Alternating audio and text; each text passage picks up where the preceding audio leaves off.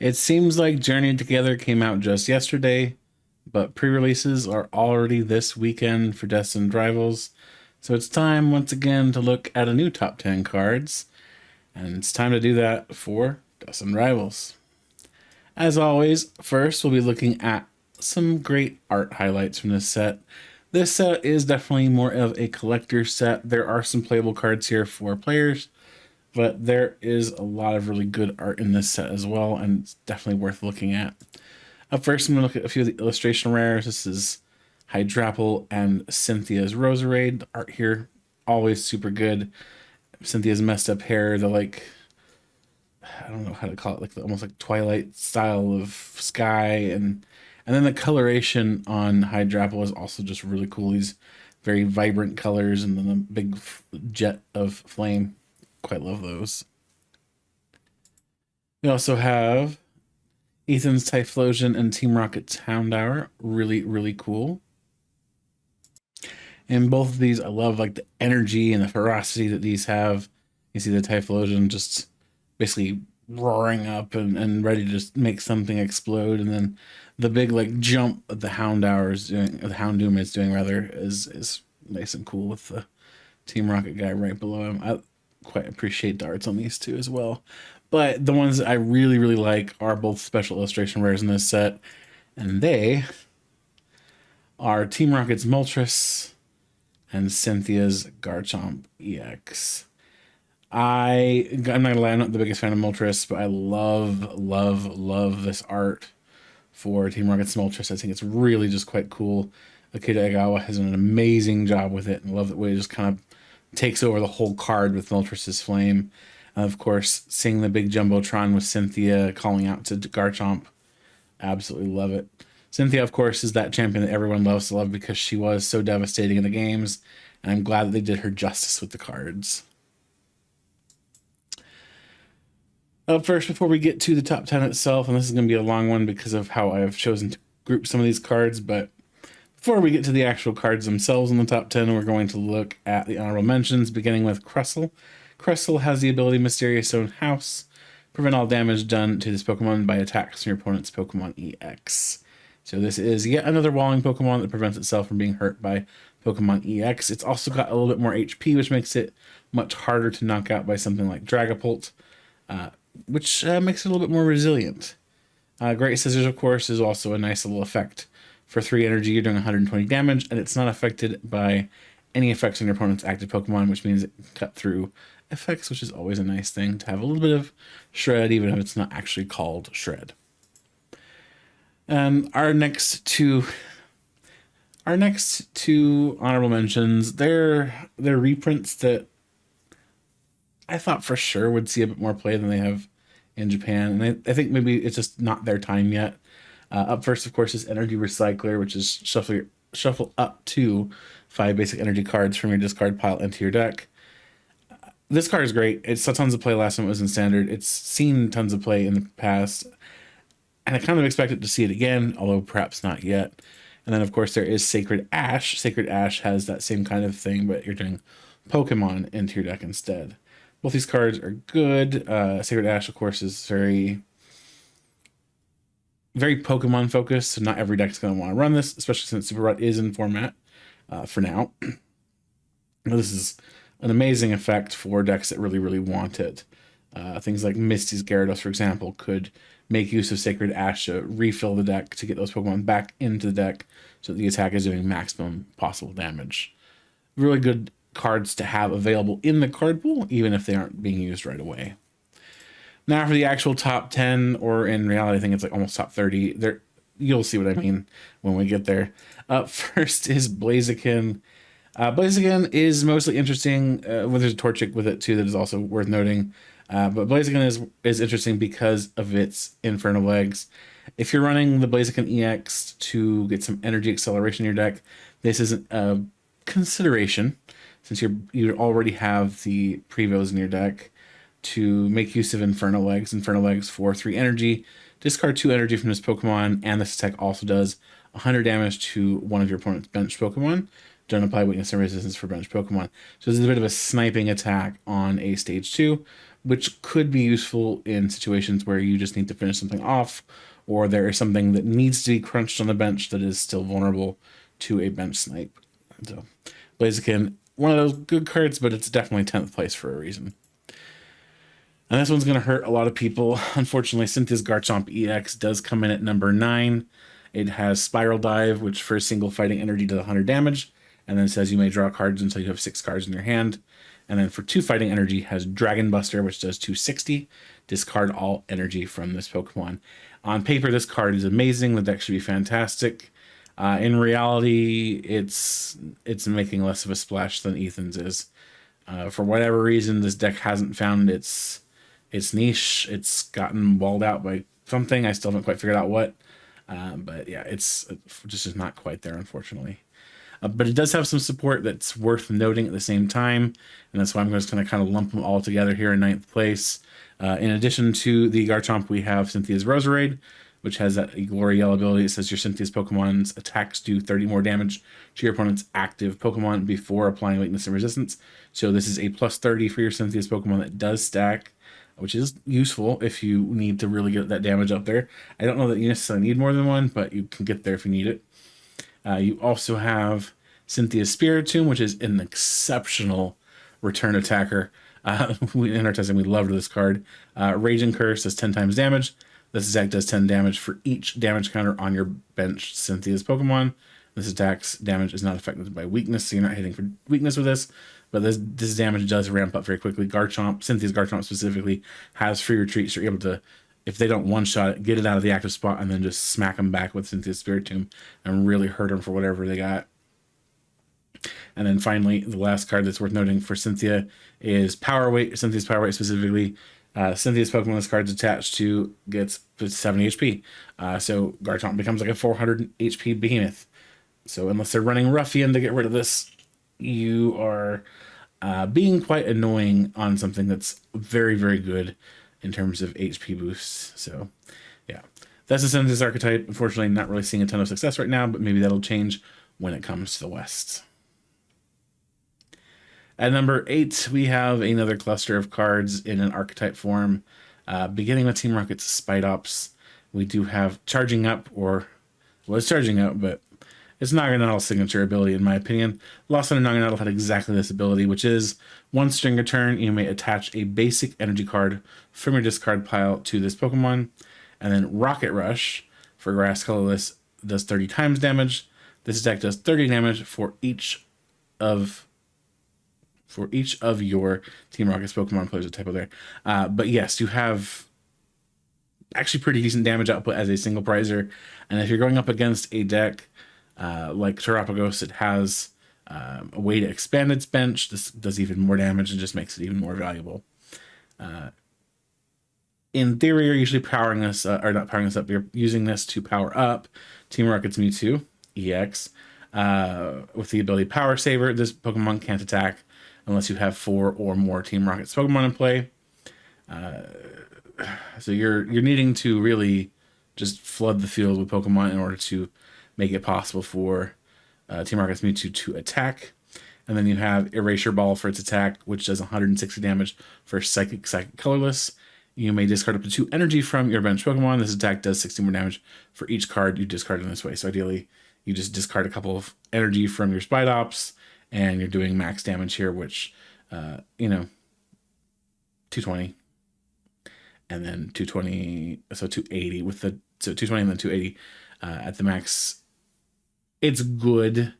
It does feel a little underwhelming sometimes when you're against the stage 2 evolution Pokemon, especially the EXs, but it does work. The biggest problem is when their single prizers come after you and you have 280, and they can hit that number nice and easily. In addition to that, though, I've also talked about Team Rocket Energy. Team Rocket Energy is the energy that you're using to help power up Team Rocket's Mewtwo. Team Rocket's Mewtwo needs those energy to actually get ready to go to attack, because its attack cost is otherwise so awkward. It says this card can only be attached to a Team Rocket's Pokemon. If this card is attached to anything other than a Team Rocket's Pokemon, discard this card. So this is basically saying, hey, if there's some sort of devolution, this gets discarded. And as long as this card is attached to a Pokemon, it provides 2 energy and any combination of Psychic and Darkness. This is just like, if you're familiar with Rapstrick Energy, same kind of idea. It's a double energy, it provides Dark and Psychic. Good for powering up Mewtwo, good for powering up some of the other Rockets Pokemon. Pretty good. It's only useful in the Rockets archetype, and Rockets, just like Cynthia's, has unfortunately seen fairly limited success in Japan. And then to go with that, you have Team Rocket's Factory. Team Rocket's Factory says, once during each player's turn, if that player played a supporter card with their Team Rocket's Pokemon in its name from their hand, during that turn, that player may draw 2 cards. I could have set this pretty much anywhere. There are a few slots rather in the top 10 here where this could have gone also paired up with a couple other cards. I think it feels very natural here since this is like the main Rockets archetype. You also have like the Crobat and Porygon Z, which have done even less than Mewtwo in Japan. But this feels like a very comfortable spot here for it. Speaking of Rockets Pokemon, we also have Team Rocket's Articuno with the ability Resistance Veil. Prevent all effects of attacks used by your opponent's Pokemon. Done to your basic Team Rockets Pokemon. Damage is not an effect. And then Dark Frost, 60 plus damage. If this Pokemon has Team Rocket's energy attached, this attack does 60 more damage. You are not often going to be attacking with this, but Resistance Veil is a pseudo bench barrier effect for Rockets. It's good in that a lot of Rockets Pokemon are basics, but it's not going to protect everything, right? It's not going to protect the Spidops, for example, which is an evolution Pokemon. So it's worth noting. It's like, okay, well, it's not quite everything, but it's a lot. So it's available. It does work when you need it, and in situations where you would really not want them to be sniping off your 2-prizer bench Pokemon, this is a good inclusion. Speaking of good inclusions, we have Team Rocket's Mimikyu. This card is good outside of Team Rocket's archetypes, which is why it's at number 6, ahead of a lot of the other Team Rocket's cards. It has the attack Gem Mimicry. Choose an attack on your opponent's active Terra Pokemon and use it as the effect of this attack. So if you're familiar with something like Mew's attack that copies the attack of your opponent's active Pokemon, the same kind of idea, but it does have to be a Terra Pokemon. The cool thing is, because it does have that flexibility, and there are quite a few Terra Pokemon in the format still, things like Dragapult or some of the Ogrepons, they can all be copied with this effect, right? So you're smacking for 206 damage counters. You're cutting through a wall, right? These are all really useful little things that it can copy off of these Terra Pokemon and makes it a very useful Pokemon. Not to mention, on top of all of that, it's also a free retreat Pokemon, which is super useful when you are trying to do some retreat and gust shenanigans that we're going to go over in a little bit when we get a little further into the list.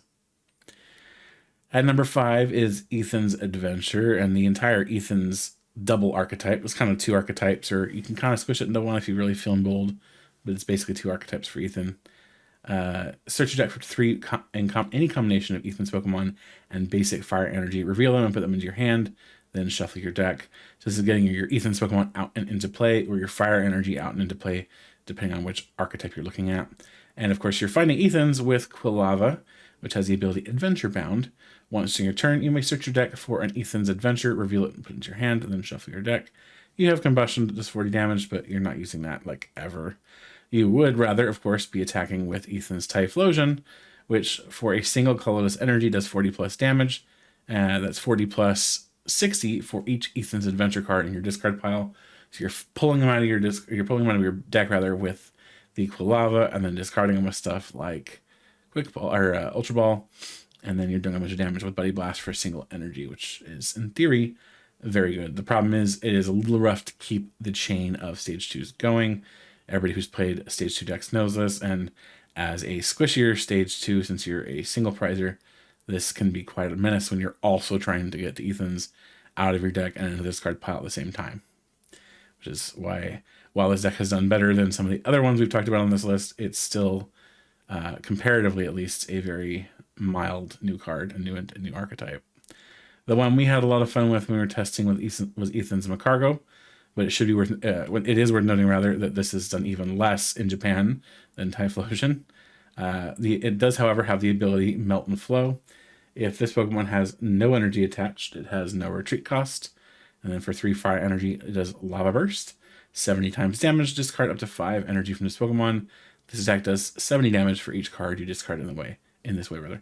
This hits very hard, very quickly, and if you're going against single prize Pokemon, you're going to struggle.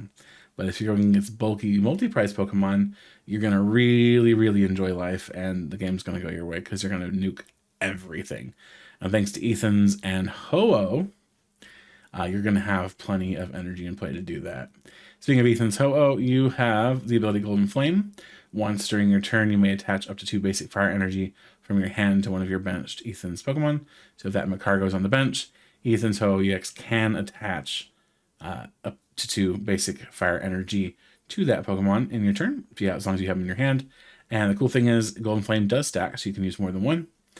And then if you need to, and you may need to, Ethan's Ho can also attack with Shining Feather. That does 160 damage and then heals 50 damage from all of your Pokemon, which is also kind of nice. Now, the real cool card, and this is probably my favorite card from this set, even if it's not number 1, Team Rocket's Receiver. Search your deck for a supporter card with Team Rockets in its name, reveal it and put it into your hand, then shuffle your deck. This card is absolutely ridiculous. I love it. It's so strong. It finds all the Team Rocket supporters with no question, and it just makes them really easily accessible, and you don't even need like a Tapu Lele or Luminion or whatever in play to be able to make use of it. This card is super, super good, but it's also, at the same time, only as good as the supporters it can find. So let's start out by looking at Team Rocket's Archer.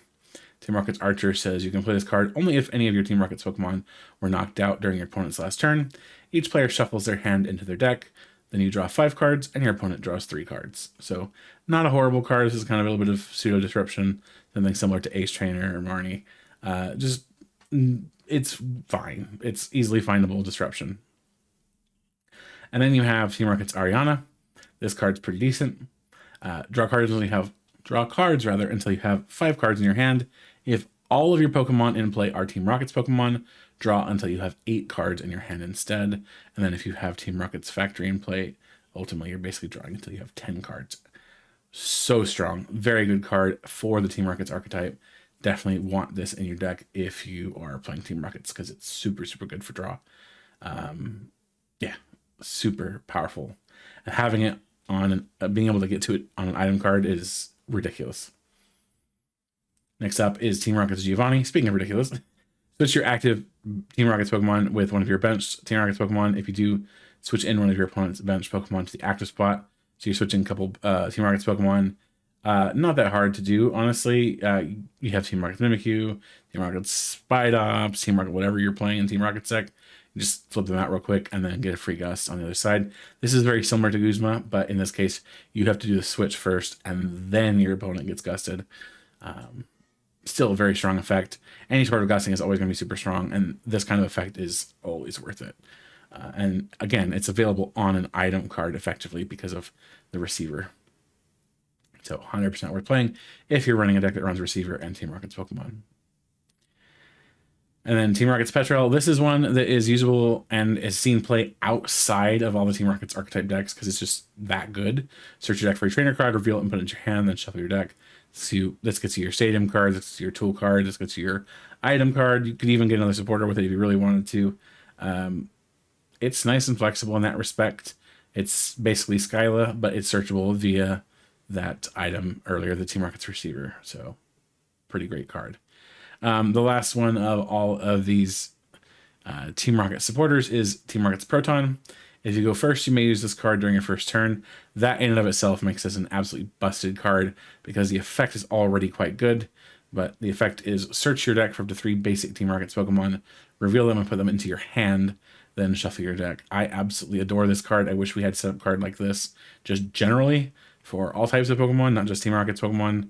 But I really, really love this effect, and it does make Team Rocket's archetype feel really, really good going first, especially because you can set up on a turn you wouldn't even normally be able to use a supporter, and this is such a powerful supporter that it just makes it feel super, super strong on turn 1, and it doesn't feel awful turn 2, but it does feel a little slower because you could just draw cards. At number 3, we have Marnie's Grimmsnarl, which has the ability Punk Up. When you play this Pokemon from your hand to evolve one of your Pokemon during your turn, you may search your deck for up to 5 basic Darkness Energy cards and attach them to your Marnie's Pokemon any way you like.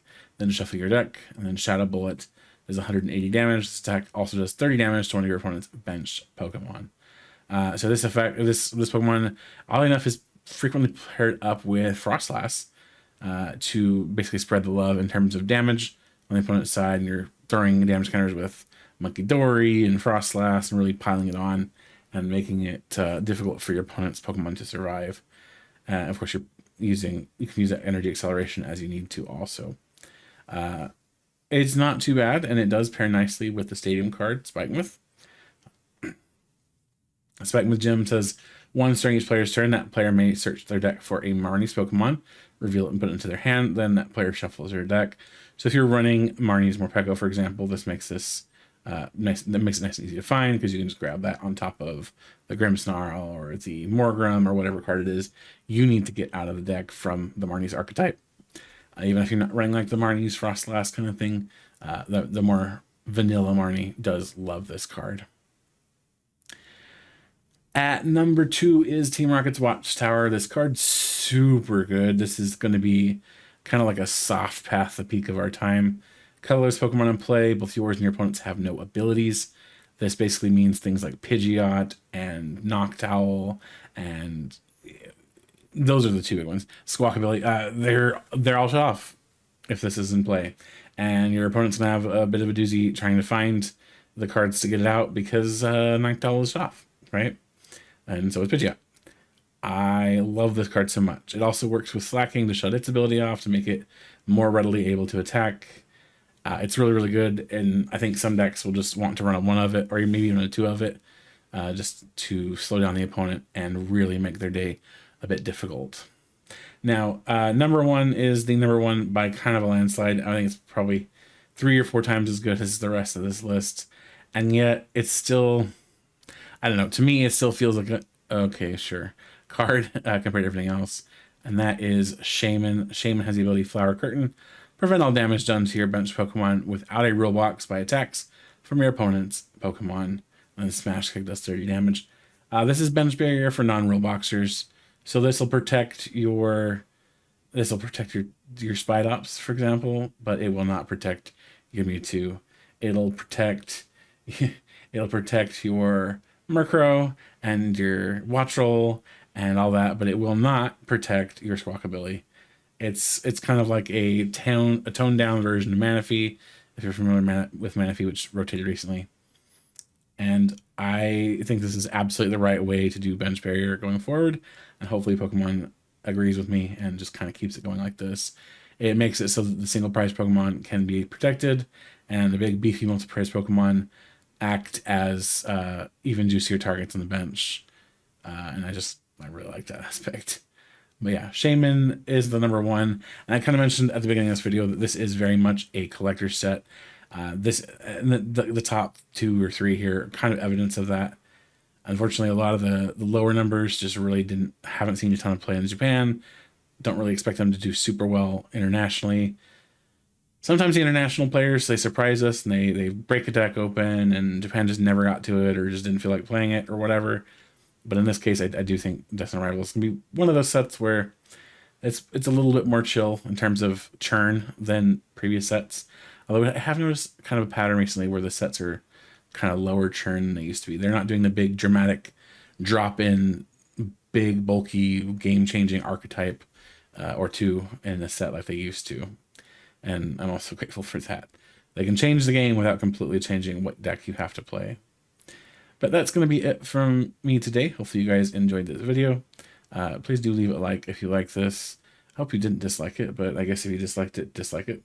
Let me know what your number 1 is in the comments, or maybe your full top 10 if you feel like it. I will see you guys in the next video.